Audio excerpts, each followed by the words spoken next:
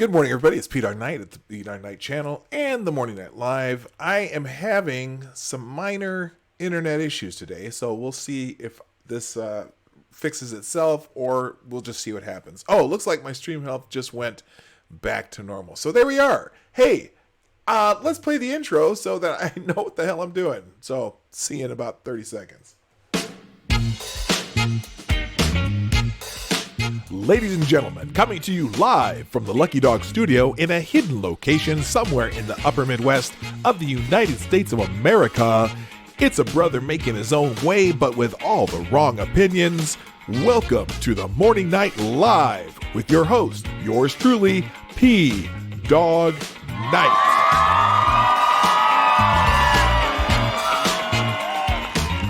And stop the music. Good morning. Welcome to the Morning Night Live. It's me, your host, Dawg Knight. And I hope everyone had a great weekend.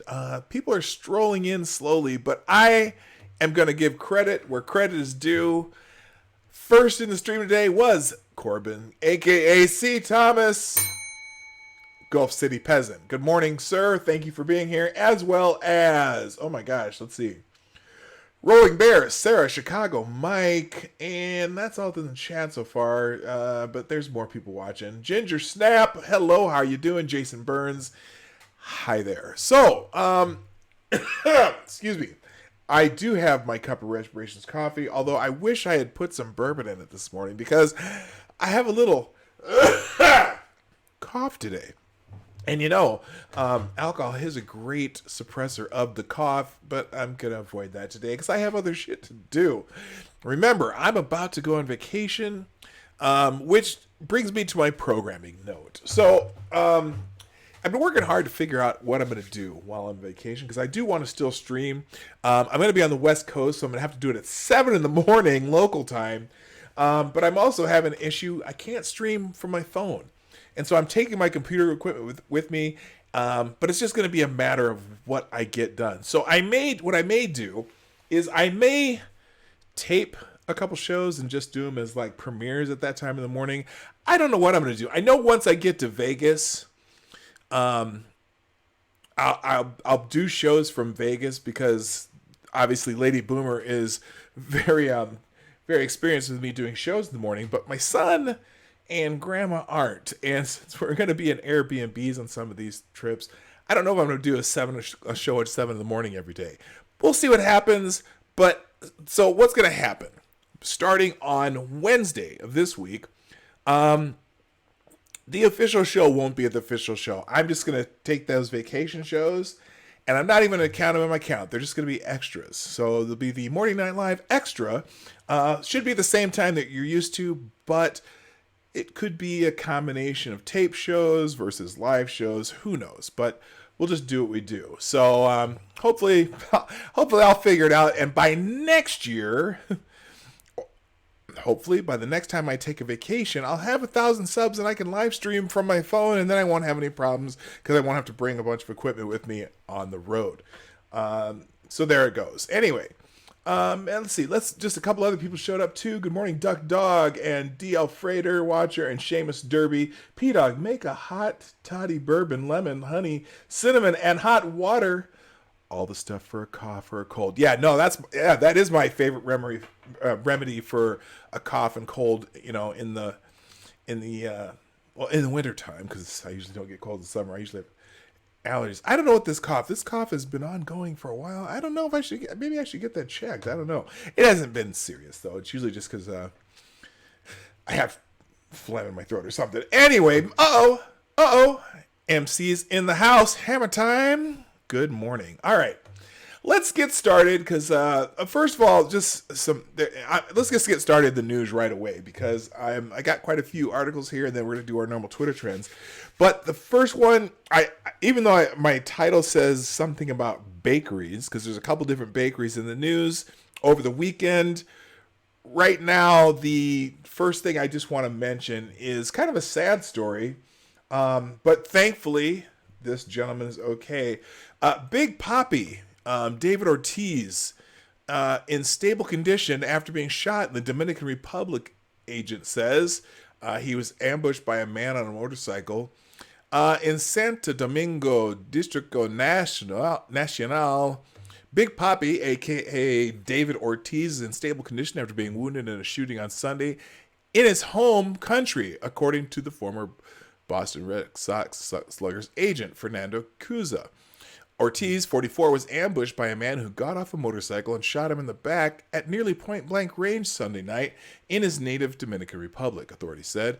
Dominican National Police Director Nay Aldrin Batista Almonte says Ortiz was at the Dial Bar and Lounge in Santo Domingo at 8:50 p.m. when the gunman approached him from behind and shot him. Now, I don't understand. It says, in his home country. Okay. Ortiz was taken to a medical facility where he underwent surgery, and his condition was stable. Now, if you're familiar with David Ortiz, a big-time baseball player with the Boston Red Sox. For those of you who care about baseball trivia, David Ortiz started his career right here in the Twin Cities, playing for the Minnesota Twins. Dumbest trade the Twins ever made. Just as he was coming into his own. And it's kind of a typical thing with Minnesota sports. If you're not familiar with the Vikings, the Twins, and the now the Wild, which is our hockey team, and the Timberwolves, seems like whenever they trade somebody, they blow up somewhere else. And David Ortiz is definitely one of those players that happened with. ESPN reported that the surgery lasted 6 hours, and a team of surgeons had to remove part of Ortiz's intestines and colon and his gallbladder. Ortiz also suffered liver damage, ESPN reported. So yeah, man, it's really sad because he is a huge national hero in the Dominican Republic too. So I'm not feeling really good about the prospects for this guy who shot him. So there you go. He's this guy's a super big time national hero. So, but he lives part-time in the U.S. and part-time in the Dominican Republic.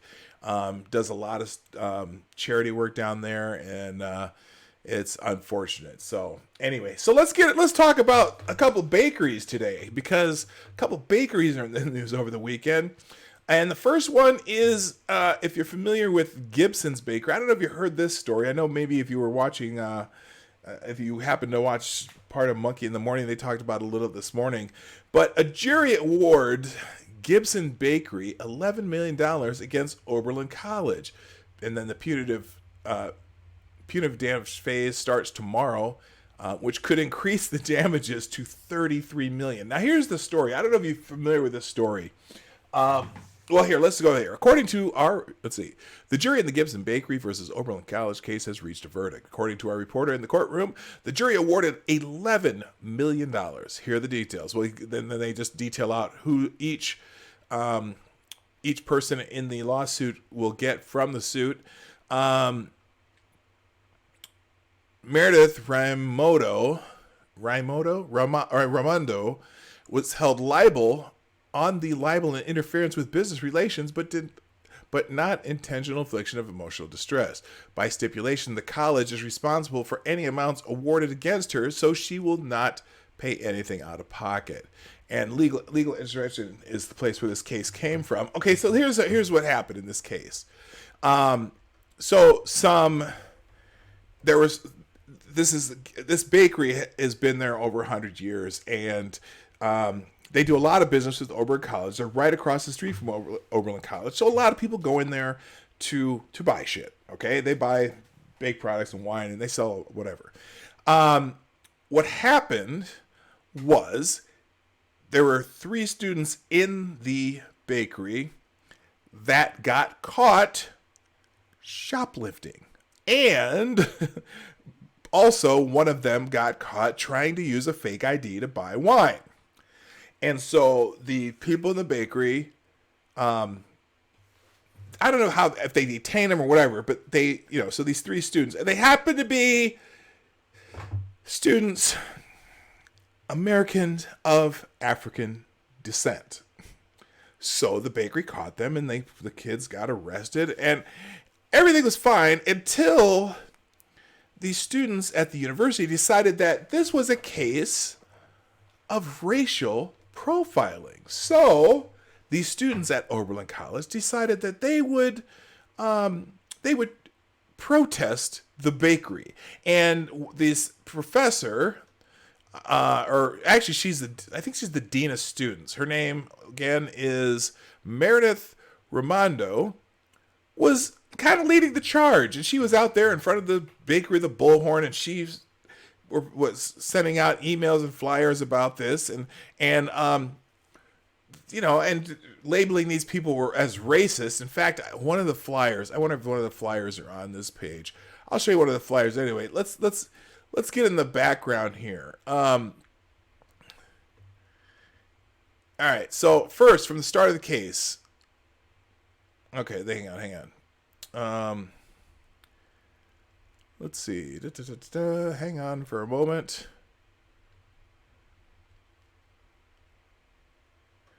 Well, here, let's go back into this case, because let me just go back into this article. The verdict sends a strong message that colleges and universities simply cannot wind up and let loose students, social justice warriors, and then wash their hands of the consequences. In this case, a wholly innocent fifth-generation bakery was falsely accused of being racist and having a history of racial profiling after stopping 3 black Oberlin College students from shoplifting. The students eventually pled guilty, but not before large protests and boycotts intended to destroy the bakery and defame the owners. The jury appears to have accepted that Oberlin College facilitated wrongful conduct against the bakery. And they're going to have interviews and videos later, which they do later down here. They did some interviews. As previously posted, I was amazed at the tone-deaf and demeaning approach of Oberlin College to this family business. Oberlin College claimed the bakery was worth only $35,000, less than 1 semester at Oberlin College. And here's the quote. I'm still shaking my head at the tone deafness of the defense in belittling this family business, which has sustained 5 generations of Gibsons, and at the time of the protest sustained 3 generations. 90-year-old Alan W. Gibson, his son David Gibson, and his grandson Alan D. Gibson. There also were almost a dozen employees. After the protest, the Gibsons stopped taking salaries, and most of the employees have been laid off. This is real life to these people. To say that the business was worth only $35,000 erases the lives of these people. Maybe it's just the plaintiff's lawyer in me coming out, but I'd cross-examine this defense expert and college president and show in closing arguments the tuition, room, and board charges at Oberlin College. The business, which has been an important feature of the community since 1885, is worth less than 1 semester at Oberlin College? Really?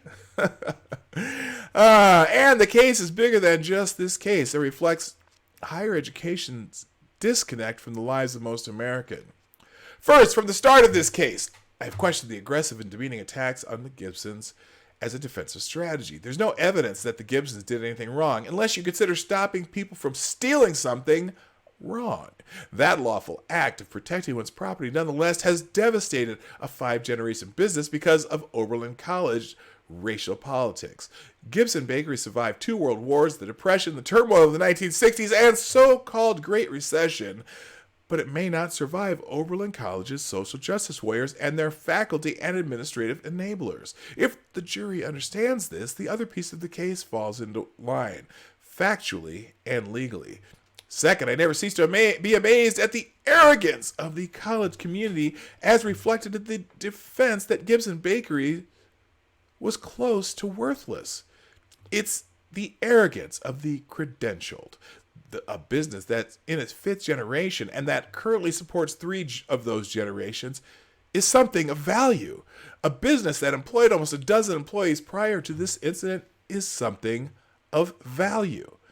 Ultimately, the jury will have to put a monetary value on the dramatic drop in business and the loss of reputation of the individuals, but to demean the business the way was done is maddening. So, now, here's what Oberlin College's response is. And this is crazy. Here, I'm going to pull out the other article instead. Excuse me. And this is something that's going to influence. Now, here's the thing. In Ohio, they have this, as far as cases like this, when you do, they separate the damages phase to the punitive phase. So, and they do that because they want to be able to very distinctly differentiate between actual damages and punitive damages. So in this case, for example, they already did the actual damages, $11 million. Okay.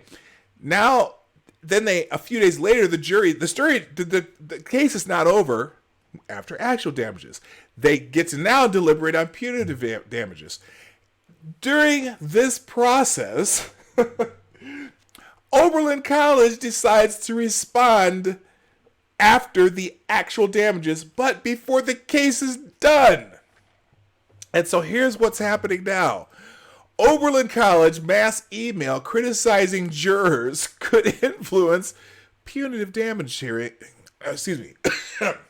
Punitive damages hearing in Gibson Bakery case. What they did is they accused the juries of disregarding clear evidence after they've already had their verdict on the actual damages. Listen to this letter. Here. There's a lot of things about the way Oberlin College handled the Gibson Bakery dispute and lawsuit that have me wondering who, if anyone, is in control over there. As mentioned numerous times from the start of the case, I have questioned the aggressive and demeaning attacks on Gibson as a defense strategy, and I'm still shaking my head at the tone deafness of the defense belittling this family business. The jury seemed to have agreed, rendering a combined $11.2 million compensatory damages verdict against Oberlin College and its Dean of Students, Meredith Raimondo. The next stage is a punitive damages hearing, since the jury found the defendants acted with intent and malice. A separate punitive damages hearing is required under Ohio tort reform that passed several years ago. The point is to keep some of the more inflammatory evidence that does not go to liability and compensatory damages away from the jury during the initial deliberations.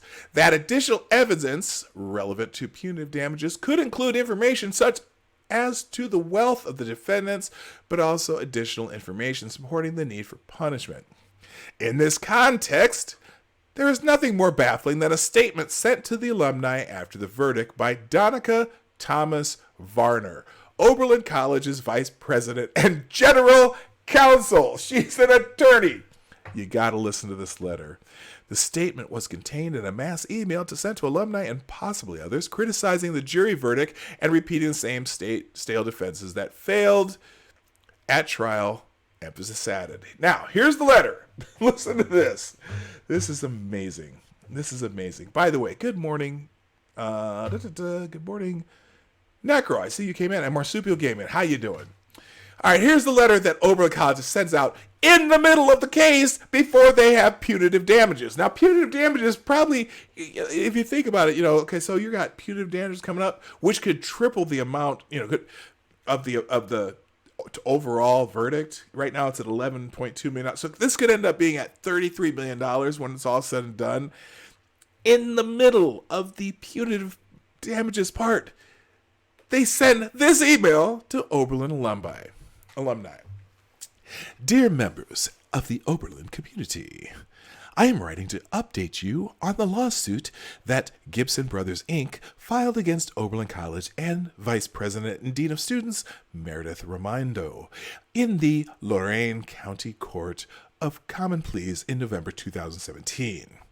Following a trial that spanned almost a full month, the jury found for the plaintiffs earlier today. We are disappointed with the verdict and regret that the jury did not agree with the clear evidence our team presented. Juries are stupid. Neither Oberlin College nor Dean Meredith Raimondo defamed a local business or its owners, and they never endorsed statements made by others. We'll get to that. Rather, the College and Dr. Armando worked to ensure that students' freedom of speech was protected and that the student demonstrations were safe and lawful. And they attempted to help the plaintiffs repair any harm caused by the student protests. As we have stated, colleges cannot be held liable for the independent actions of their students. Hold up! If a Let's see, what is her title? She is, let's see, Oberlin College. Oh, she's Vice President and Dean of Students, Meredith Raimondo. Remember her name. Remember this person. Remember her.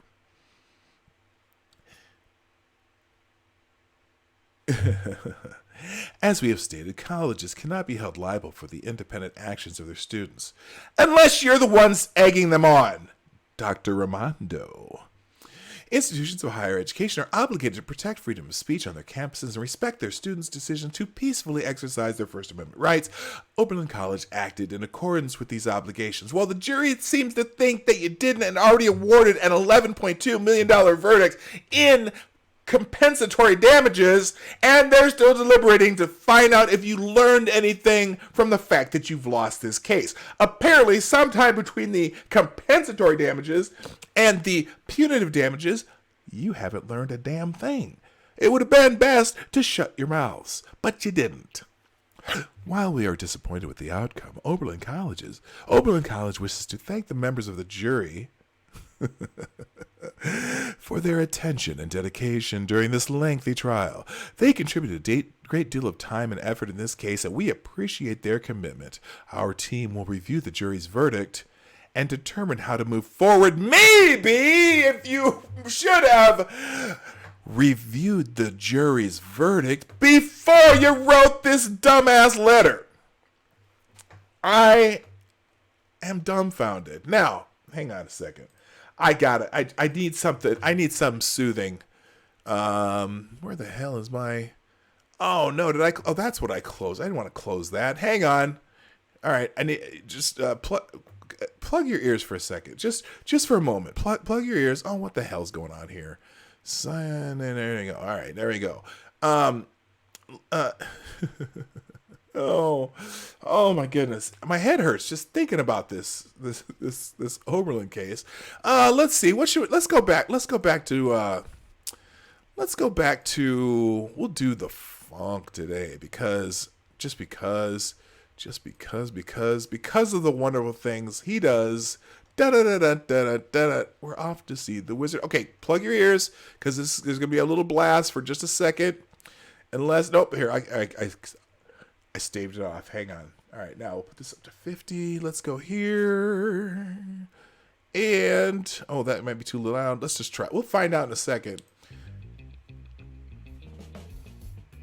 Okay, I know that's a little loud, but sometimes I need the funk to soothe me.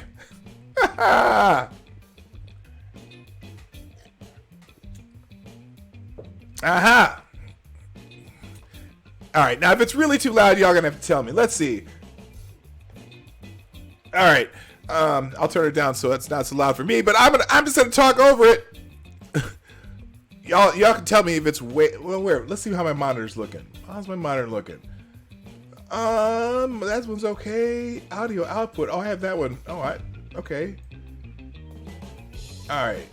You can barely hear it. Okay, here I can fix that. Come on. Is that a little better? Is it going up? I can't tell. Okay, sounds good. All right. Well, we're gonna do that, and hopefully that'll be good. All right. So back to this this craziness. So here's why this is a problem, and this legal insurrection article does a really good job of laying out the problem here. All right. Procedurally, the email is baffling because the trial is not over. The jury will hear more evidence and render a verdict on punitive damages that could add another $22 million to the $11 million compensatory.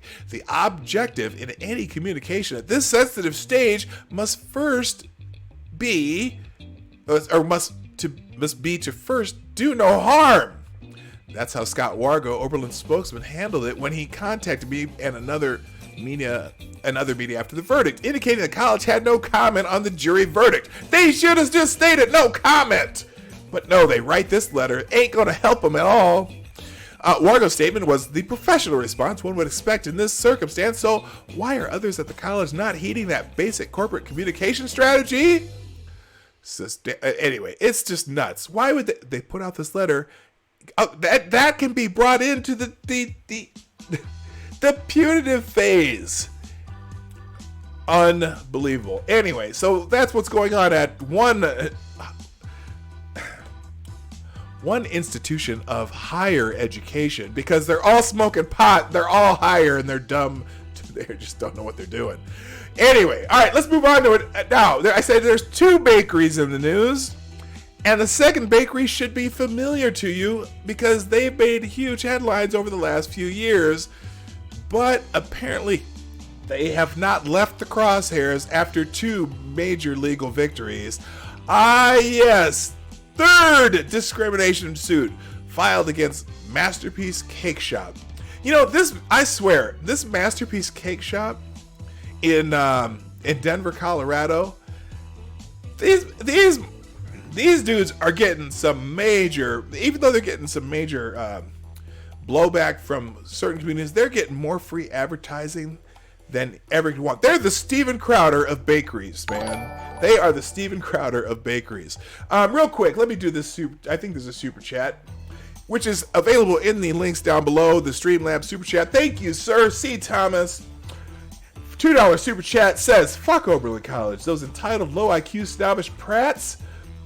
They accuse a business of racism for just protecting their product and licenses, and then throw fits when their unhinged behavior gets punished. College just breed brats these days. Fact! Yes, sir. Thank you, sir, for the $2 super chat via Streamlabs, which can be found in the link down below, along with that little arrow that says share and the like button. Take advantage of those people. The show is sponsored by you, the people of the chat of the Morning Night Live, and that gives me all the kinds of incentives to keep going. The likes, the shares, and the super chats and donations via Streamlabs in the link down below. I said it third time. All right, moving on. Hello. Okay, so Masterpiece Bakery, a third discrimination lawsuit. Now remember, this is the bakery in Colorado. A few years ago, the 2 gay gentlemen were coming in and they wanted a cake for a wedding. And the baker said, you know what? I will sell you any cake in the shop, but because of my religious beliefs, I'm not going to do special, do decorating, take my art for a wedding that is against what I think is my religion, that they don't have to bake the cake. Now, what happened in this case is, so at first, the courts originally said they ruled against them, and then it went to an appeals court, and then the appeals court ruled for it. It went all the way to the Supreme Court. Now, the Supreme Court kind of pussed out on this one, because what they said is that the reason that the prosecutors and the district attorneys in Colorado were singling out this business was for religious reasons. So they made a very narrow, what they call a narrow judgment, specifically to this case, that the Colorado Commission of whatever they call it, and so on, targeted these people because of their religion, and that violates the First Amendment. So they won the original case. Then there was a second case where one of these activists who were involved in the first case came into the bakery and were harassing them via trying to get them to make some kind of, I don't remember what it was. Might have been a gender something changeover case or whatever, and they refused. And they refused to do it on a religious ground. But this time, the bakery filed a countersuit against the state for wanting to prosecute this case. It ended up in a stalemate, and they both decided that they agreed to drop their cases. Well, third time, is the third time going to be a charm? Attorneys for a Denver woman greased the pan for yet another legal battle against a Lakewood bakery already burned around the edges from a series of heated civil rights fights. Jack Phillips, owner of the Masterpiece Cake Shop, refused in 2012 to bake a wedding cake for Charlie Craig and David Mullins, a same-sex couple from Denver, on the basis of his religious beliefs. That case rose through the court system, culminating in a year ago, or that's again, nobody knows how to write sentences anymore. Cultivating. The fuck is culminating? Culminating. I can't read either. Culminating in a year ago in a 7-2 decision from the United States Supreme Court, partially in favor of Phillips. The justices did not rule on the large issue of whether business can invoke religious objections to refuse service to gays or lesbians. But did not decide the bakery owner had been did decide the bakery owner had been subjected to anti-religious bias by state civil rights agency. They made no ruling. Now, again, this guy, I don't know if did he refuse service to gay and lesbians? Did he? Yeah, he didn't refuse product. He just refused to do personalizing decorating that was against his personal religion. Now, does he have anyone else in the bakery that could have done it? I don't know. Maybe he's the main cake decorator. Maybe he's the professional who does it. I don't know. But the latest lawsuit was filed Wednesday in Denver District Court on behalf of Autumn Scardina by attorneys Paula Greason and John McHugh. Oh, those are the same two attorneys in the last two cases. They're like the energizing, but they're like, you know what they're really like? I'm going to equate them. They're like Wile E. Coyote. They keep trying, but they keep blowing themselves up. We'll see what happens this time. Scardina had filed a previous lawsuit against Phillips following her request for a cake, an order she placed the day of the SCOTUS ruling. Previous reports say Scardina's order was for a cake celebrating her gender transition. Thursday, Greason called it an order for a birthday cake. Regardless, Scardina's initial lawsuit was not successful. She was the second person. Okay, she failed in that one. The second round was dismissed, frankly, without our input, Greason told CBS4. They disregarded Ms. Scardina and the merits of her claim. The newest lawsuit claims Phillips discriminated against Scardina and used deceptive and unfair trade practices. So now they're taking a completely different route, going with the unfair trade practices route. Again, Wile E. Coyote, I got a feeling that, you know what? Someone's going to say, you know what, y'all, just stop fucking with this guy. I don't know. Maybe they will, maybe they won't. We'll find out. The dignity of all... The dignity of all citizens in our state needs to be honored. Masterpiece Cake Shop said before the Supreme Court they would serve any baked good to members of the LGBTQ community. It was just the religious significance of it being a wedding cake, Greason said. We don't believe they've been honest with the public.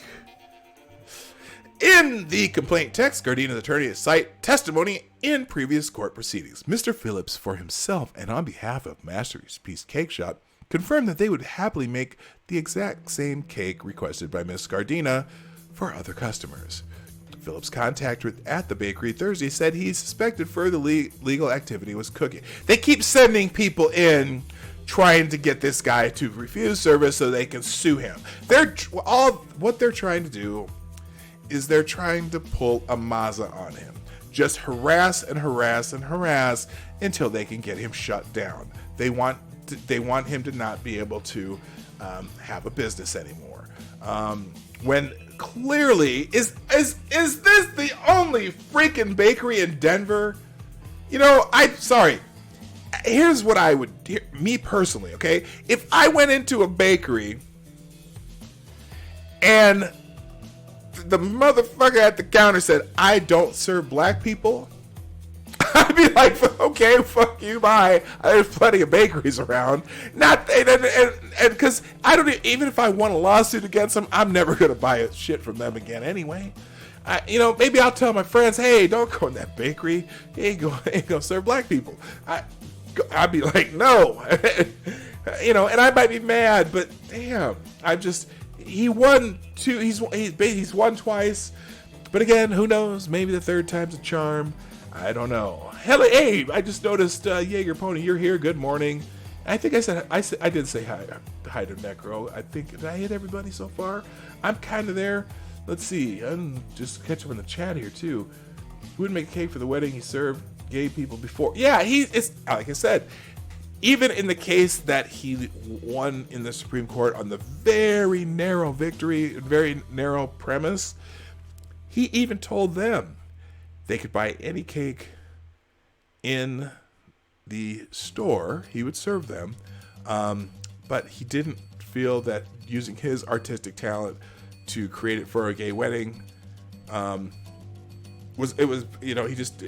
felt like it was against his religion. Now I'm here and there on that. I don't, my whole thing on gay weddings is I don't care if gay people want to get married. If they want to get married and say they're married. I personally, again, I think it's an oxymoron. I mean, I just do, because but then again, I don't care what other people do. That's why I go to gay weddings. We have a cousin who got married at her wedding, and it was a beautiful wedding. Married her, significant other, and I don't, that's her business. It doesn't affect me. She lives 70 miles from me, and it doesn't change my thoughts about her. I still love her. Just she's a relative, and she's my wife's niece or whatever. Not niece, whatever, cousin, but whatever. She's a great kid. Good for her. I don't care. It don't affect my life. Her spouse is a wonderful person. I don't care.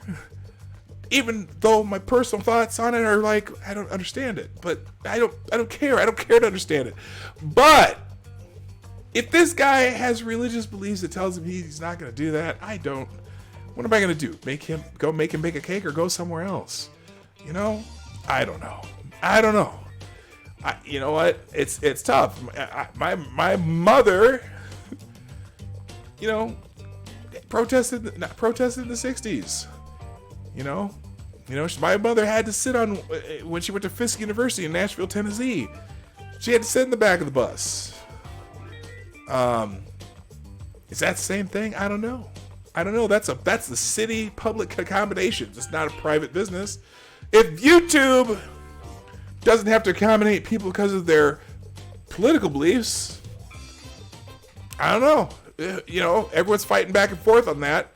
Oh, it's a private business. They can do whatever they want. Okay, if YouTube can do whatever they want, can this bakery do whatever they want? Just saying. Decide, liberals, decide. Anyway, Phillips contacted the bakery Thursday and said he suspected further legal activity was cooking. A formal statement was later distributed on his behalf by Alliance Defending Freedom senior counsel Jim Campbell, whose firm represented Phillips in the Supreme Court case. A new lawsuit has been filed against Masterpiece Cake Shop that appears to largely rehash old claims. The state of Colorado abandoned similar ones just a few months ago. So this latest attack by Scardina looks like yet another desperate attempt to harass cake artist Jack Phillips. And it stumbles over the one detail that matters most. Jack serves everyone. He just cannot express all messages through his custom cakes. When the United States Supreme Court ruled that the Colorado Civil Rights Commission showed anti-religious bias when it sanctioned Phillips filed a federal lawsuit against the state and its commission. Subsequently, both sides agreed to drop all litigation and pay their own attorney fees. This latest lawsuit demands payment of unspecified damages through a jury trial. Now, what's hilarious about this, okay, this person, Scardina, who's brought up the lawsuit, okay, it says here, this lawsuit demands payment of unspecified damages. Scardina already was turned away, and apparently, whatever this transition celebration was, would they have already had it? Was she unable to secure a cake for a birthday celebration? I'm pretty sure every grocery store and bakery in town makes specialty cakes. Okay? So what exactly would her damages be? Are there any real damages? Are they looking for punitive damages? Because the real damages, what would the real damages be? Could you not secure a cake for your celebration? I don't know, man. It's one of those cases that this is harassment. And at some point, these attorneys are probably going to get sanctioned, is my guess. All right, let's move on to another story because this is another story dealing with the LGBT community, and I just have some questions about this next story that are interesting. By the way, before we move on, I'll remind you, because I didn't actually do my official show, so I'll do it now. Right down here, there's arrow for the share button. That's please share this stream out, even before, during, and after the stream. The replays are on the same channel. Also, if you would be so kind, if you're thinking about it, hit the like button while you're here. And as I mentioned the other day, am never going to be monetized by YouTube. I've made that decision. So, even if I get to 1,000 subscribers, I've been thinking that back and forth, do I want the convenience of Super Chats versus Streamlabs? Whatever. But if you'd like to do Super Chats, we do them through the Streamlabs link down in the description down below, or Sarah has been so kind to put it in the chat for me just now. We also do donations through that because my Streamlabs goes through PayPal, so I'm not going to put more than one link. All those links work via PayPal at the moment. So if you'd like to do a Super Chat or a donation to the stream, I appreciate that. Those are great incentives for me to keep going. Even though I love doing this, it definitely doesn't hurt to have incentives to continue doing things like this. All right, moving on to the next story. Also has to do with the LGBT community.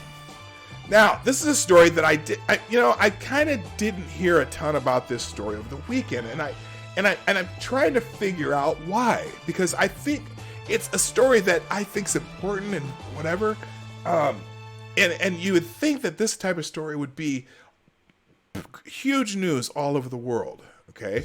So there was this couple in London that were riding on the bus, and they were left covered in blood after allegedly being attacked by a group of men. And this is really, it's a sad story. Just straight up bullshit that this occurred. Okay. I don't think people should be beat up for any reason, especially, just because they're hanging out with someone they love. I'm a super libertarian when it comes to that kind of stuff. All right. Well, apparently they already updated this one. Arrests have been made over a homophobic attack on a couple after they refused to kiss while traveling on a London night bus on May 30th, Scotland Yard said. 4 male teenagers between the age of 15 and 18 were arrested on Friday on suspicion of robbery and aggravated I don't know what that stands for, GBH, said the Metropolitan Police. They have been taken into separate London police stations for questioning. Detective Superintendent Andy Cox condemned this disgusting attack, stating CCTV footage from the attack is being reviewed by detectives. We continue to appeal for information from the public, particularly those who were present on the bus before and after the attack, to come forward to police with what they saw. So the update in the front of this is after they were found, but this article is written before the attackers were found. Now, I'm going to go back. Now, I'm going to go to the BBC article because there's something fascinating about these two articles. So wait, hold on. Well, let me do this one first, and then we'll do the next one. The couple, 20-year-old cabin crew member from Uruguay, shared a photo on Facebook taken just after the attack, and her girlfriend Chris were assaulted last week. We climbed upstairs and took the front seats, Miss Gaymont said. We must have kissed or something because the guys came after us. I don't remember if they were already there or if they got on after us. The, quote, hooligans then demanded the two women's kiss for their entertainment, harassed them, and threw coins at them. She said Mrs. Gaymont said the gang of at least 4 may have broken her nose during the ordeal, stole her a phone and bag before fleeing. Both women were taken to the hospital for treatment, facial injuries in the early hours attack, but have since been released. And then they posted pictures on their Facebook. Let me find let's see. So, she's telling them how they punched and beat him up, whatever, which is awful. I mean, I don't care.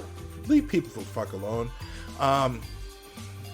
Okay, so here's when they're talking about the guys. Miss Graymont said one of the men spoke Spanish and the other all had British accents. Diaz-Cox said the officers were still attempting to trace other individuals suspected to have been involved with the incident. Lots of people will understandably be outraged by this attack, he added. Our efforts to trace all suspects involved, bring them in for questioning, will be relentless. Okay, and then campaigners have warned that homophobic incidents are more common, blah, blah, blah, blah, blah. Saying that there's a rise in attacks. Now, Sadiq Khan, the mayor of London, this was a disgusting, misogynistic attack. Hate crimes against the LGBT plus community will not be tolerated in London. The Metro Police are investigating and appealing for witnesses if you have information. What did you say? What did they say earlier in this article? There was something specific up here that I was curious about. Oh yeah, listen to this line again. Detective Superintendent Andy Cox condemned the disgusting attack, stating, CCTV footage from the attack is being reviewed by detectives. So they're looking for these guys. They have closed caption TV on the bus. They have cameras on the bus. What's missing in this article? Can anyone tell me? Tell me in the chat. What's missing in the article? They described what? They described their accents. Did they describe the perps at all in the article? No, they didn't. Interesting. Huh.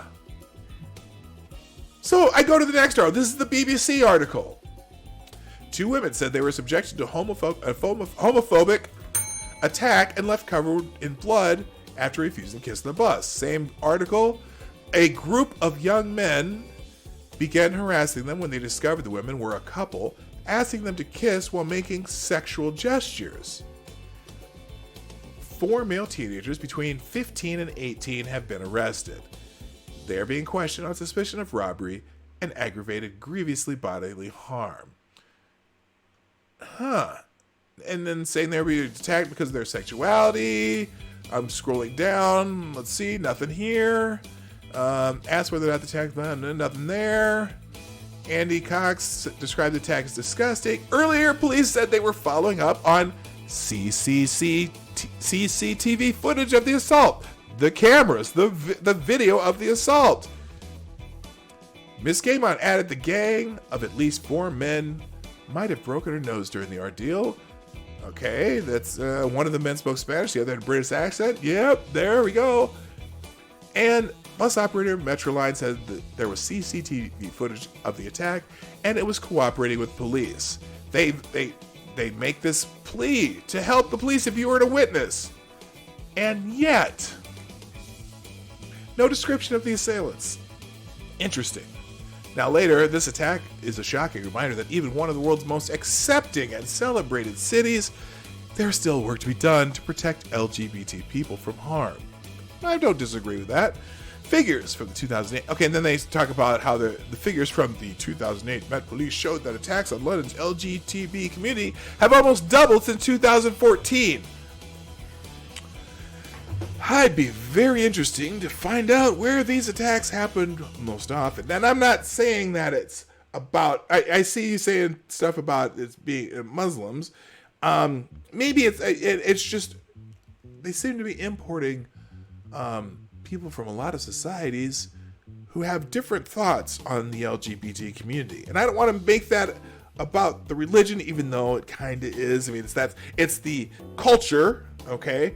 Because if you talk to the Muslims in the United States, for example, have been Muslim for a long time, a lot of Muslims are allies with the LGBT community.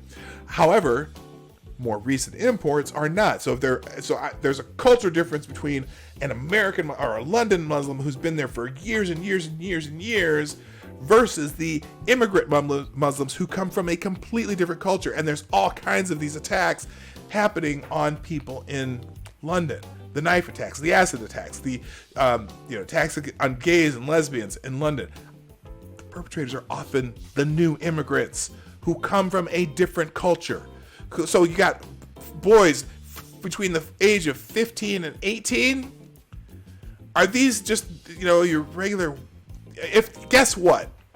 If this had been 4 white kids, hey, even better. If this had been 4 white supremacists, or, would you know what these kids looked like? Would you know what their racial makeup? Would you know from this article? It would be over and over and over and said. So, and then the 5th person was arrested, according to NPR. In this article, 5th arrested after homophobic attack on London bus. 5 males between 15 and 18 years old have been arrested in connection with a homophobic attack on a London bus line late last month, London police say. And then they posted the video on their Facebook page of how they looked after the attack, which is brutal. I feel for these women. It's terrible that anyone gets beat up for just being who they are. Awful. It's terrible. But again, they go to great pains. They go to great pains in all of these articles not to talk about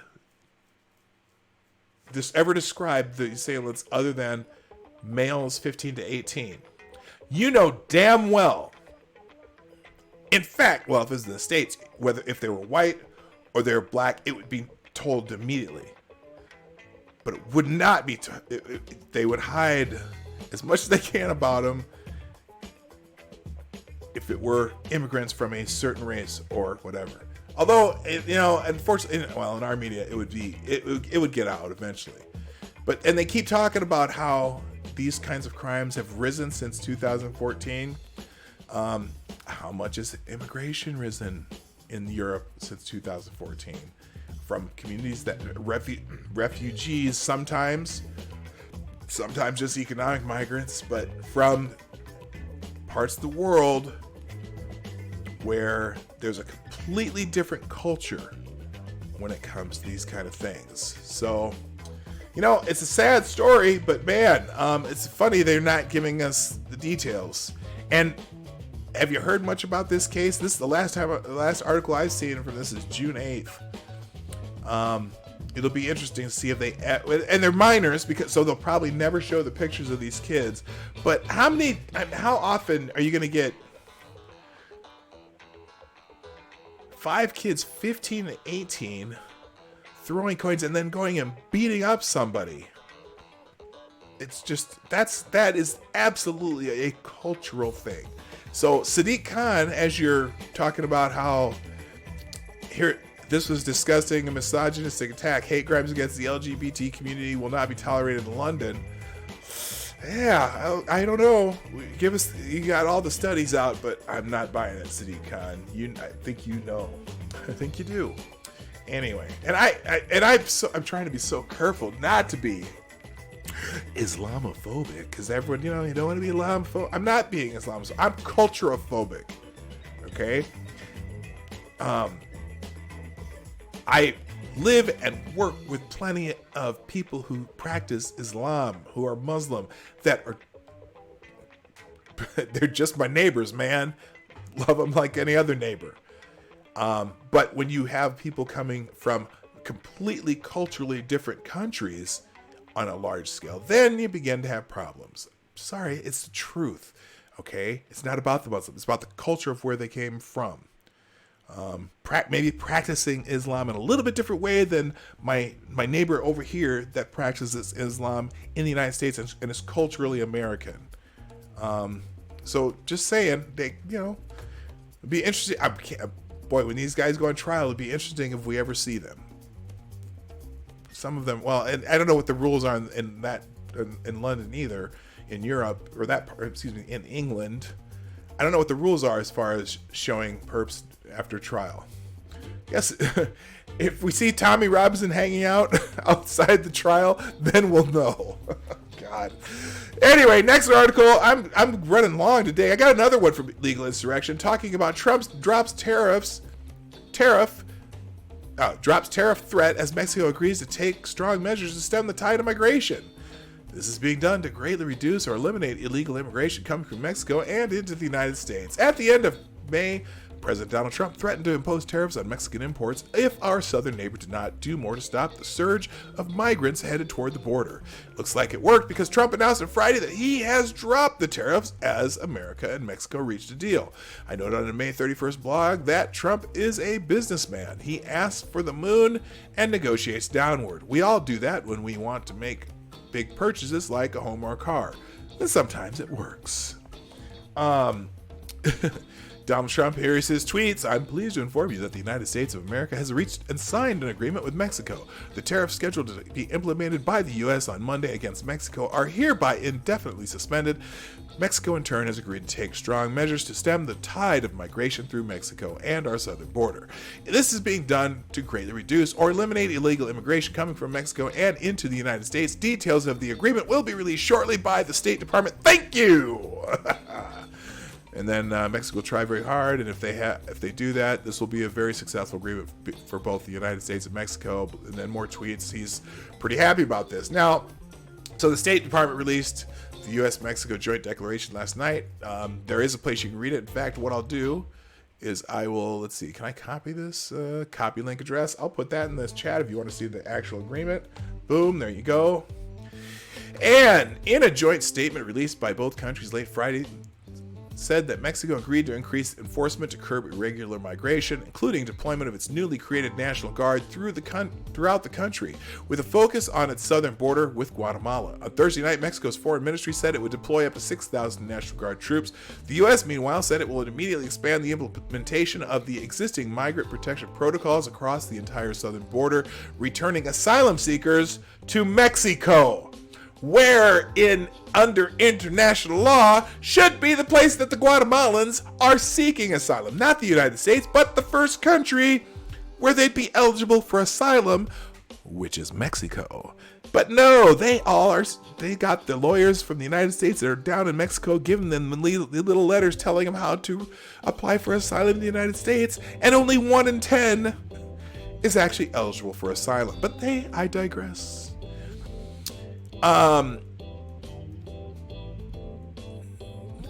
Those crossing the U.S. border to seek asylum will rapidly be returned to Mexico, where they may await the adjudication of their asylum claims, the statement said, adding that Mexico will authorize the entrance of all of those individuals for humanitarian reasons. Poof. Because right now, the overwhelming flow of migration into our southern border is causing us to have to just catch and release. And now they've been flying people to cities all around the states as they have to release them because the flow is just overwhelming right now, and who knows why that is. For some reason, they all decided to come during the Trump administration. Maybe they're afraid that that they keep hearing about the border wall, trying to get there before the border wall goes up. I don't know, but damn, we finally actually are doing something to fix it at its source, because the Mexico illegal immigration has been going down for years, but we've been getting all these Guatemalans, Hondurans, Ecuadorians, all these people coming up through Mexico and crossing our border. And it's just not a sustainable thing, man. We've got enough of our own homeless to take care of, let alone taking care of people who... Now, if they are true asylum seekers, and granted, I still say the first country that they're eligible for asylum is Mexico. That's where they should be seeking it. But if we have asylum seekers coming here that are actual refugees or something, I don't have a problem with that. But like I said, right now, 1 in 10 right now are eligible, or at least have been approved, because the rest have been ineligible. So they're getting bogus asylum claims. But even then, it's like, you know what? Where's the first country they're eligible again? What was that? I just said it. It was, Mexico. All right, bye, Mike, you out of here. All right, man, have a good day. Enjoy your day at work. Maybe you like your work. If you like your work, enjoy your day at work. There you go. All right. Hello, Nate. Nate in 138. Nice to meet you. All right, here we go. Let's see. Looking for more details inside. The other thing, it's funny because the New York Times, so Trump has this victory, so to speak, He threatened with tariffs. The Mexican government sent their people up here immediately because they're like, oh, no. We can't do that. Sorry, blah, blah, blah. Let's negotiate. Please, let's negotiate. We don't need these tariffs. It'll hurt us. And Trump gets them to agree to do this thing that they're doing, right? So what happens? Almost immediately, the New York Times puts out an article this weekend saying that, oh yeah, these negotiations have been ongoing for months. They've been working on this deal for months and months and months, and this isn't really a new deal. This is just some bullshit that Trump said that he did and trying to get a victory out of it. Blah blah blah blah blah blah. Well, you know what, people? Even if they have been negotiating this deal for months, right? Even if they've been negotiating this deal for months, apparently the negotiations weren't going perfect, and Trump decided, you know what? To hell with this. Let's get some shit done, or we're gonna put these tariffs on you, right? He put that big fat whopper on top of it, saying, hey, get to the table and be serious and get some shit done, or we're gonna do this. And he did. So I don't care if the negotiations have been going on for months. Clearly, the threat of the tariffs got them to get their delegation asses up to here, wherever they did this negotiation, and get it done in a little bit more satisfactory way. I'll give Trump the win on this one. Thank you. He gets the win. I don't care if there were negotiations for months. The New York Times just wants to take away a victory from this particular president because they hate this particular president. So, screw you, the New York Times. And so the next article here, Trump's victory with Mexico leaves Democrats sputtering and looking stupid. President Trump announced a deal with Mexico to help save the border security crisis, or stave off the border security crisis, and leaders of both countries celebrated. After all, both countries said they were the winners in the newly signed migration deal. There were losers, of course, Mexico's infamous human smuggling cartels and far-left activists who shake down migrants, both of whom get curbed in the deal. But none made fools of themselves the way the biggest losers here, the Democrats and their media allies managed to do, according to the Washington Times. Democrats lashed out in all directions at President Trump after he won concessions from Mexico to try to stop the flow of illegal immigrants at the border. House Speaker Nancy Pelosi, Skeletor, chided the president. I'm going to get, okay. If I was demonetized, this video would get demonetized just for that comment, calling her Skeletor. Okay. House Speaker Nancy Pelosi, Skeletor, chided the president Saturday for his methods, saying that his threats of tariffs was unbecoming of a friendly country's treatment of a neighbor. Oh, right here. But Senate Minority Leader Chuck E. Schumer took a different approach, saying, seemingly with as much sarcasm as can drip on Twitter, that since Mr. Trump has struck a deal, he can stop talking about illegal immigration. Okay, in the immortal words of William Shakespeare, Charles Schumer, below me. Okay? Now that the problem is solved, I'm sure we won't be hearing any more about it in the future, Mr. Schumer said. Just days before, Schumer had predicted Mr. Trump would cave and find a reason to revoke his tariff threat. This is ridiculous. When you got both sides celebrating, it's a no-brainer to normal people. That's all good. It's all good. Mexico avoided tariffs and retains a fighting chance of rescuing its economy. Tijuana doesn't get flooded with more caravans full of foreign migrants. Cartel activity becomes less lucrative, so there will be less cartel activity. Americans can happily buy Mexican avocados, the world's best, without a punitive new tax on them. Avocados, if you don't, I don't know if I buy avocados all the time. Their prices got ridiculous for a while, and that was before they even had the threat of tariffs, but they've been slowly going down. That's if you buy avocados. Anyway, I think it's, there's been a rush on avocado toast over the last year or so maybe that's right. I personally buy avocados to make homemade guacamole. Anyway, not pico de gallo, but guacamole. Anyway, big supply chains stay undisturbed and the market soar with joy. In normal parlance, this is what is known as a win-win deal. President Trump celebrated from Europe via Twitter. And that was him with the same tweet I read before. Mexico's President Andres Manuel Lopez Obrador actually flew up to Tijuana to rally and celebrate with the city, which seems thrilled that its maquiladoras will continue to hum, its people will continue to get paid, and costly and ungrateful and crime-committing migrants disrupting their city will be fewer in number. And he says something in Spanish here that I can't read. The Tijuaneros looked happy enough. Here's what AMLO tweeted on that. Something else in Spanish, but they're happy about it. I wish someone would translate it, but they didn't. What we have here is evidence that Democrats have been steamrolled, trapped, made fools of by President Trump. How else to explain reactions such as these? You'd think they'd be happy with the U.S. economy, won't take a hit from Mexican retaliatory tariffs, and the stock market is back in the business of rising, which it actually began rising the day after it supposedly tumbled, helping to fatten the pension funds of Democratic civil servants in places like California. But actually, no, they couldn't be more miserable. They are out doing catcalls. Their sputtering is the output of politicians who've lost the narrative after betting badly on the deal Trump came out a winner on. With the New York Times reporting that the deal was pretty much in the works all along, obviously Trump trapped them again. Here's a couple of pretty good expressions of how stupid they look. Reagan, we have a border crisis. Bush Sr., we have a border crisis. Clinton, we have a border crisis. George W. Bush, we have a border crisis. Obama, we have a border crisis. Trump, we have a border crisis. Let's fix it. Democrat, oh my God, Trump manufactured a border crisis. Oh, that's a good one. So Pelosi is saying something which clearly worked, using tariffs as leverage. Doesn't work? My God, I believe she is insane.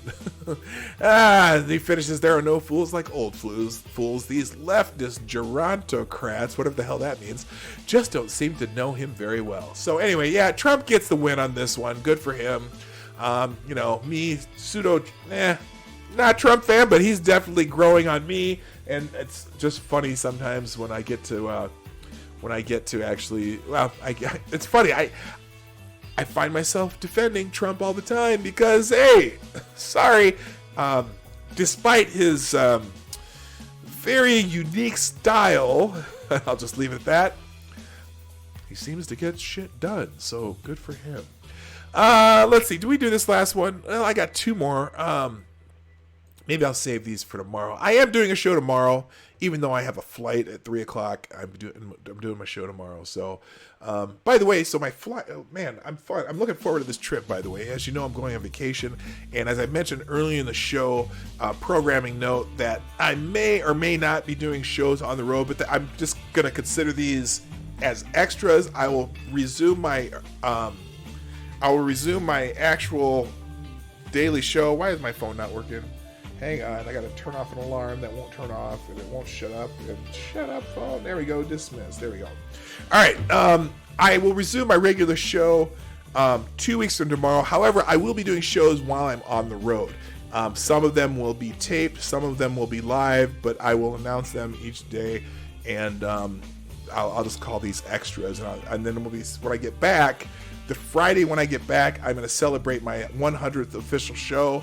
I'm going to have a couple guests on that day, and we'll just have some fun. Who knows what we'll talk about? It's 2 weeks away. A lot can happen. So, next story.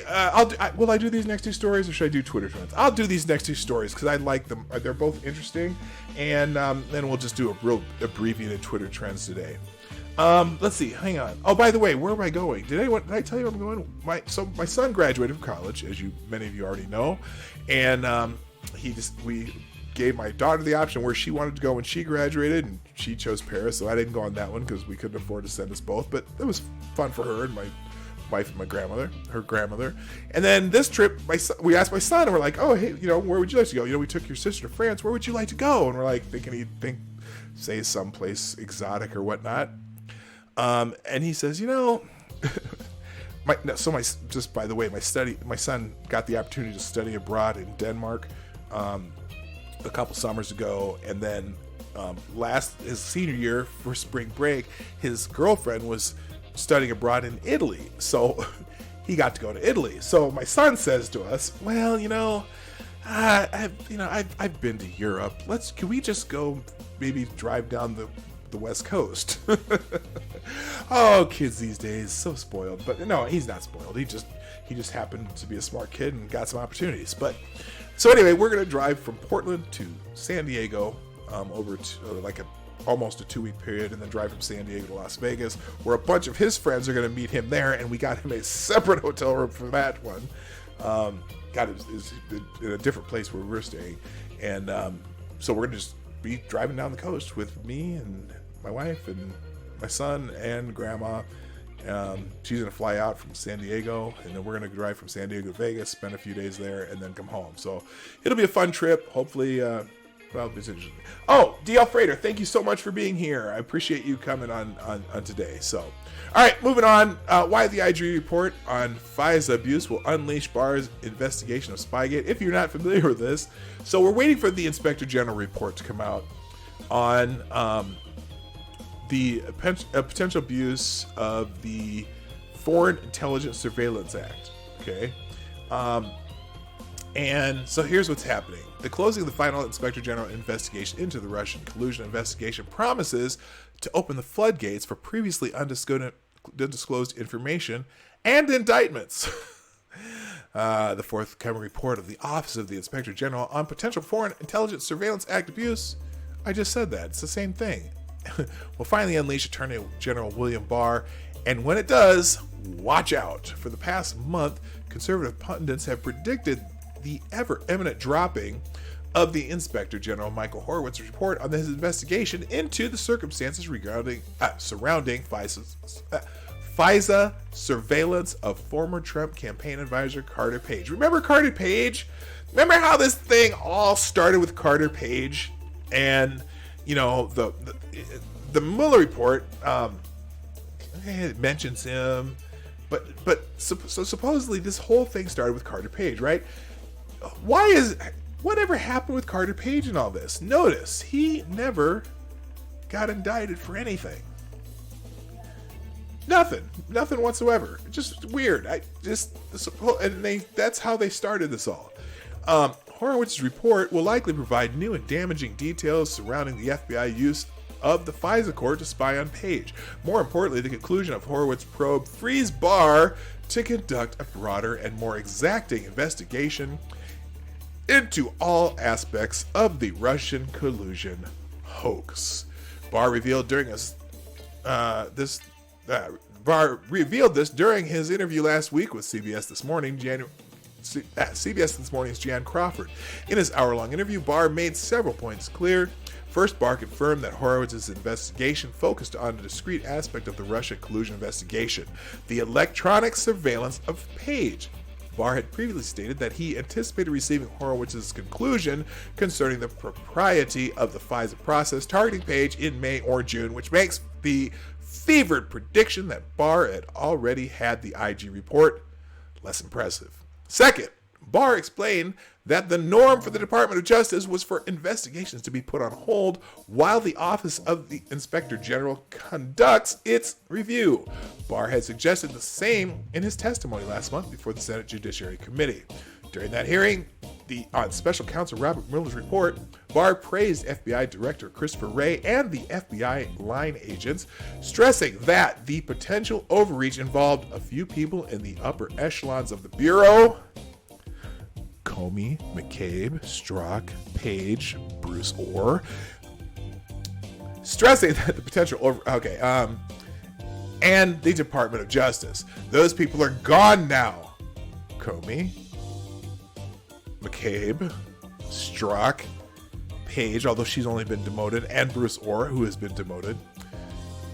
Those people are gone now, Barr noted, before adding that he was now working closely with Wray, trying to reconstruct exactly what went down. But one thing that people should know, the Attorney General stressed, was that the Bureau itself has been handicapped looking back because of the OIG investigation. Well, that investigation's almost over, and I think that handicap is about to go away. And we're going to start hearing a lot more, especially now that he has the power to declassify documents. It's going to be a shit show, people. And that's, I think, why Democrats are just scrambling to, they want to have these hearings and whatnot. But you know what?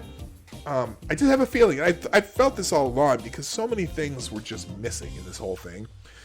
Even in the Mueller report, there's so many things that are incorrect, or just false, or just left out that are important. Like the guy, what's the dude? We read this the other day. The dude, the supposed Russian operative that had been a State Department asset for several years. It's funny too. It just clicked with me this morning when I was listening to somebody, and the fact that this guy that's in this report, that supposedly Papadopoulos, who was it had contact with him? I can't even remember. So there's someone that they keep pointing out that they had contact with, this Russian guy, or Russia, maybe Ukraine, whatever. We come to find out that they don't mention it in the report, but he was actually a State Department informant, right? For many, many years. Well, wait a minute. A State Department informant? Let me ask you a quick question. Who was the head of the State Department? Now, I wish they didn't say how many years, but it implied that for at least 10 or so years, this guy's been an informant for the State Department. As I think to myself, who was the head of the State Department when this guy became an informant for the State Department? Let's see, there's a cabinet position that is the head of the State Department called the Secretary of State. Could he become an informant? Wow. Hillary Clinton was the Secretary of State? I didn't even think about that until I think it was this morning when I was listening to something about it. I'm thinking, oh, wait a minute. If this guy was a State Department, how long has he been a State? That means that's another person in this whole deal regarding the president who had contacts with people of the Trump campaign that had ties to his political opponent, Hillary Clinton. Imagine that. Imagine that. Why am I showing this page? Anyway, at the time of his testimony before the Senate Judiciary Committee, it was unclear what Barr meant by saying the FBI had been handicapped by the OIG investigation, but his comments to Crawford last week brought some clarity to his testimony. The DOJ does not proceed with investigations while the OIG is investigating the same matter. That leads to the next significant revelation from Barr's CBS This Morning interview. Utah U.S. Attorney John Huber, whom former Attorney General Jeff Sessions had charged with assisting Horowitz in investigating potential FISA abuse, has done nothing to help unravel Spygate in the year plus since his assignment to the FISA abuse investigation. Rather, as Barr explained to Crawford, Huber had originally been asked to take a look at the FISA applications and the electronic surveillance, but then he stood back and put that on hold while the Office of the Inspector General was conducting its review. This stand-back approach would have been normal for the department, Barr added. Barr's explanation to Crawford about Huber's role finally answers the question that has been stymieing conservatives for more than a year. What has Huber been doing? Nothing. Huber was essentially on standby in the case because Horowitz referred the matter to him to be handled criminally. So he has not been active on this front in recent months, Barr acknowledged. The current Attorney General's comment also revealed another reality. Sessions snookered conservatives who had been clamoring for a second special counsel to investigate FISA abuse by naming Huber, while knowing the Utah-based U.S. attorney's hands would be tied under normal DOJ procedures. Rather than bemoan Sessions' timid approach to Spygate, conservatives and those truly concerned about the rule of law and government abuse of power should focus instead on the future. Here, Barr's comments to Crawford demonstrate the reigning Attorney General, unlike his predecessor, is bypassing the IG and putting the full force of the DOJ behind the investigation into the Russian collusion hoax. So, Barr is about to unleash the hounds. Let's just put it that way, because Hoover's hands were tied. I mean, at least under normal procedure. But you know what? I think Barr's just said, you know what? F it. We're going to move forward and figure out what the hell went on here. And, well, you know what?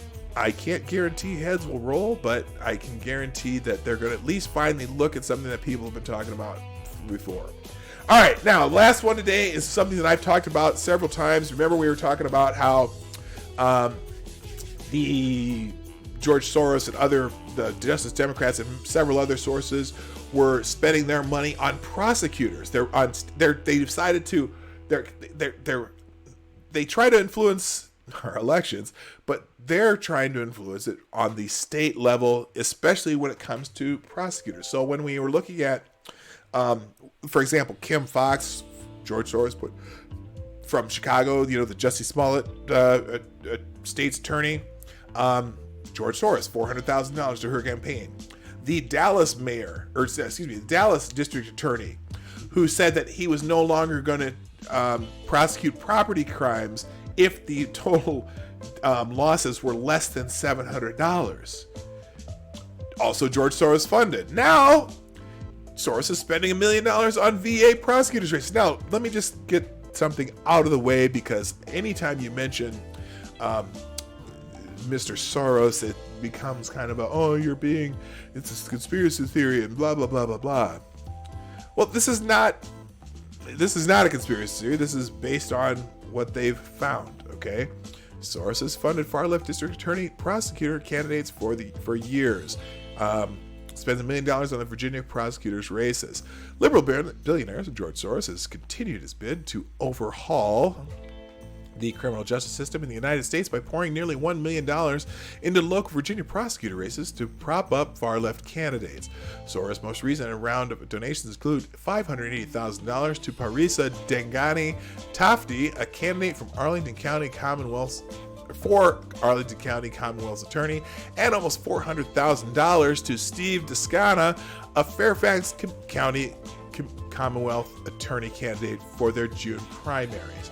Soros pushed the contributions to Dengali Tafti and Descana from his Justice and Public Safety PAC, a committee used to fund local races across the country that could make an impact on the criminal justice system. The donations represented an overwhelming majority of what both candidates have raised.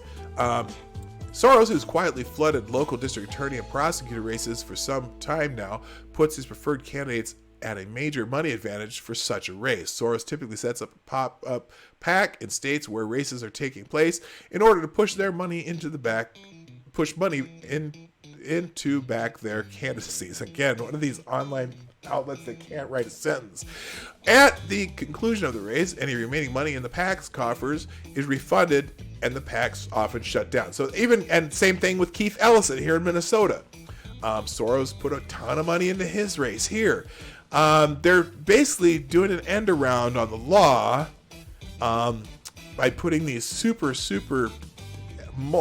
ultra progressive candidates in the state's attorney's office, and so they're using these state's attorney's offices as a political tool. So I don't know, whatever. Are you cool? Let's see. Are you getting cool old Cadillac to do the drive-in?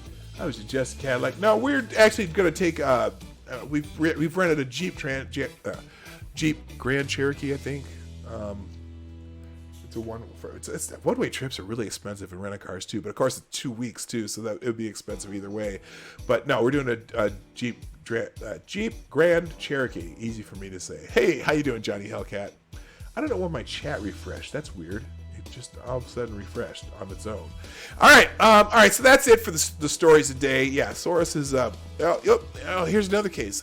Yeah, in San Diego, $1.5 million in the district attorney race. Yeah, he's putting all these monies into these races, and nobody spends a lot of money on a district attorney race, so these candidates get a huge advantage, and then you get people like Kim Fox.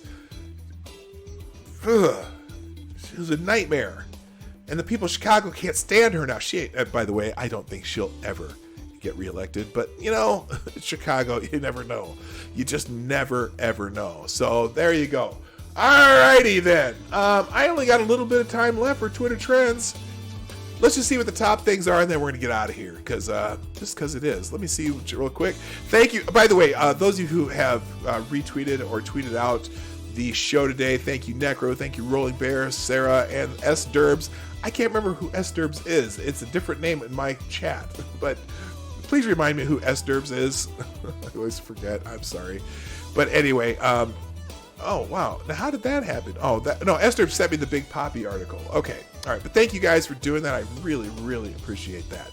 Real quick, let's just see what the top end of the Twitter trends are, and then we're going to get out of here. Just to find out what people are going to be talking about later today on the internet. Of course, it is Monday Motivation, number one. That's always kind of there. I don't know. Okay, YouTube's Boz icon, Lily Singh, celebrates her first Pride. What? Is Lily Singh a lesbian? Not that I give a... I don't care. Why do I care? I just don't. Anyway, let's see. Okay, here we go. Top number Monday Motivation. Someone named Ryan Joseph. Resistance boxing combo. So apparently he's doing a little workout there. Does that make you want to work out in the morning? You know what? That's some motivation for me. Do or do not. There is no try. Thank you, Yoda. That's the key. Oh, I got to put this on the screen. There you go. There's your Monday Motivation. Do or do not. There is no try. Oh, thank you, S. Derbs, Seamus Derby. Thank you for that article. I appreciate that. And I did start with that today.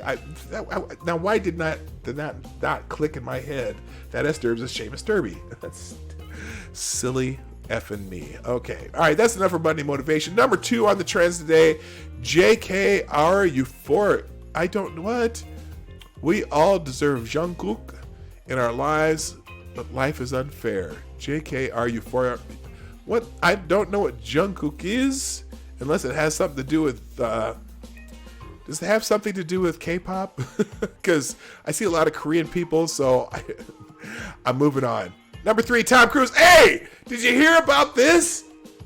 Justin Bieber. Tom Cruise is trending because apparently Justin Bieber has challenged him to a fight. Fans are baffled at Justin Bieber challenging Tom Cruise to a UFC fight. Why? Let's see. Some are even predicting who would win in the face-off. Yeah, no, I don't know. They're both short little dudes. Justin Bieber, I want to challenge Tom Cruise to a fight in the octagon. Tom, if you don't take this fight, you're scared and we'll never live it down. Who is willing to put on the fight? Dana White? Question mark. Okay, why? Does that? I mean, did Tom Cruise diss Justin Bieber at some point? At some point, Tom Cruise's agent will have to call Tom Cruise and tell him that Justin Bieber has challenged him to a fight. This is an actual conversation that will happen. Nobody knows why. Nobody knows why, but it's trending big time on Twitter. Lots of people laughing about it. Justin, okay, what people are? I'm confused. I'm confused as hell. All right, enough about that. So that's why Tom Cruise is trending. Tim Pool says Tom Cruise is 56. Justin Bieber is 25. This is the stupidest shit I've ever seen. I don't think it is. Tim, tell the truth. You've seen a lot of stupid shit. I don't think this is the stupidest of the stupid. But it's pretty stupid. And yet, it worked perfectly to generate attention for both Bieber and Cruise. Good PR company. Spot on. Yeah, it's all about PR. I would kick Justin Bieber's ass. And I'm 55. But I'm 6'4" and 280 and I can fight, so I don't really want to go there. I think Justin Bieber's about 5'9", maybe 100 20 pounds soaking wet. Although he's gotten a little thicker as he's gotten into weights and went through puberty and all that shit. So I shouldn't make fun of Justin Bieber, but I do anyway. Number 4 is Money Motivation. We're skipping. Number 3, Smash the DLC. What is that? Smash DLC. Don't know. Something having to do with, it has stuff, Bandicoot? I don't know. It's all kinds of games. Is DLC a gaming company? Someone tell me what Oh! Is that a gaming system? Is that one of those handheld gaming systems? That's just a nickname for it. The new Smash. Okay, I don't know the chances of the new Smash DLC character being Cuphead Mugman are slim to none, but God, they would be good. Okay, I see that. Oh, Smash Brothers. Never mind. I don't care. Something about Super Smash Brothers. We're moving on. Grasping for relevancy. Okay. Salesforce trending. Salesforce to buy data visualization company Tableau Software in an all-stock deal. Great. Monday Thoughts is number 7. Number 8 is what not to do during a wedding. This has got to have some entertainment value. What not to do during winter. Toast the bride and groom with an announcement of your pregnancy and a hand-delivered petition for child support from the groom. Oh, did somebody do that? That's got to be funny. That's hilarious. Yeah, that'd be a good one. Don't do that during a wedding. How about this one? What not to do during winter? Make a ghetto fashion statement. Yeah. Oh, good Lord. Oh, man. Come on the wedding dress too. Okay, what not to do during wedding? Blow too early. Oh, I don't want to hear about that. I mean, that'd be if it's during the wedding, that'd be in your pants. What not to do during wedding? Loudly comment about how you and the bride hooked up before she was with the groom. Oh yeah, I went to an ex-girlfriend's wedding once. But we were good friends. We didn't say anything, and whatever. Hey, hold-ups! Don't do this. Don't hold up scorecards during the first dance. What not to do during a wedding? A toast to all the lucky people who didn't marry these two. This is the best one ever. What not to do during the wedding? Motorboat the bride, or wank. Or don't get engaged. Proposing to your girlfriend at someone else's wedding is just selfish. Now, this is good advice. Don't do this. Just let the couple have their special day, for crying out loud. Leave them alone. Leave their day to be special. Don't announce that you're pregnant on a wedding day. Don't announce anything at someone else's wedding. I'm going to say it again. Don't announce anything at someone else's wedding. What else not to do at a wedding? Don't start yelling, "It should have been me. It should have been me!" Don't forget. What not to do at a wedding? Forget to invite your imaginary friend, the doctor. I don't know what that meant. Don't invite all your exes to sit in the front row. Oh, and of course, don't let the dread pirate Roberts crash in. All right, enough for that today. That's what not to do at a wedding. Let's see if there's any others that I care about. John Dean's trending. Oh, Trump slams Democrats ahead of ex-Nixon counsel John Dean's House testimony. Yeah, this is weird, okay? So they're going to have John Dean testify in front of a House committee. What does John Dean have to do with anything related to the Trump campaign, Trump administration, Trump Russia collusion theory, Trump anything? This is a grandstanding move by the Democrats. That's all it is. John Dean has zero relevance to the current administration. So basically, they just want to go there and ask him, well, how much is Trump like Nixon? Do you think Trump's like Nixon? How do you feel about Donald Trump? How do you feel about this Trump being a criminal president? How do you this and that? It's all going to be softball questions from the Democrats, and the Republicans are going to be like, hey, John Dean, why the fuck are you here? Why should we care what you think, John Dean? John Dean. Hey, did you ever have any part of this administration or the campaign or Donald Trump? No. This is one of those things. Irrelevant. not worth the time. Anyway, Simon Malloy, I don't know who that is. Willowboro Beebs is trending because he wants to fight Tom Cruise. Good Monday. Maurice Senlak, GJ Swivel, Forever Max, don't care. Oh, this company, this is interesting. Insys files for bankruptcy, overwhelmed by the cost of opioid suits. They're getting bogged down. They're going to Chapter 11 because they are getting bogged down with all these opioid suits.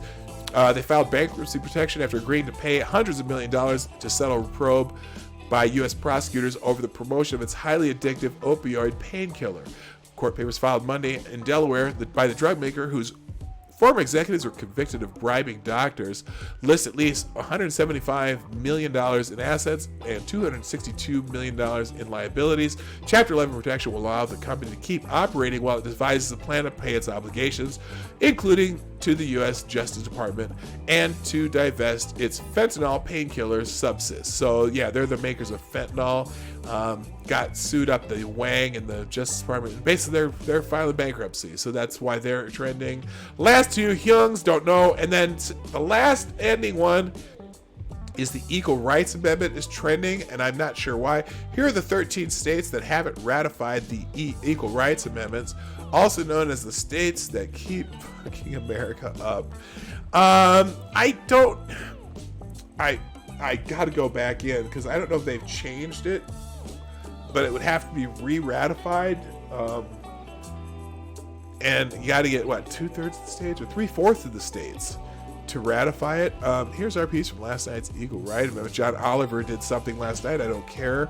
I'll watch it later. I'll get into this one more because, this is why. Because John Oliver made a big deal about it, so everyone's retweeting John Oliver's thing from last night, which I haven't watched, and I'm not going to comment on it.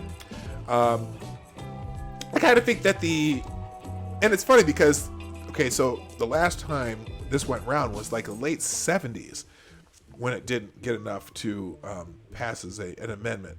And I'm not sure, I guess I would read it because I think the ERA as written would have some unintended consequences that people just don't get. I don't know, and here's the thing. I don't know what rights that one sex has that the other sex doesn't. But it's interesting because now the ERA, is it going to be based on gender identity, and blah, blah, blah, and everything else? Because the only empirical difference between humans of one sex and the other are sex, not gender. But again, this is another one of those subjects where I have to do a little research before I spend too much time talking about it. But it is an interesting fact that this never passed in the 70s, and now they consider there are all these other states that have passed it. So do they not have to pass it again? I don't know. I would guess that some of these states may change their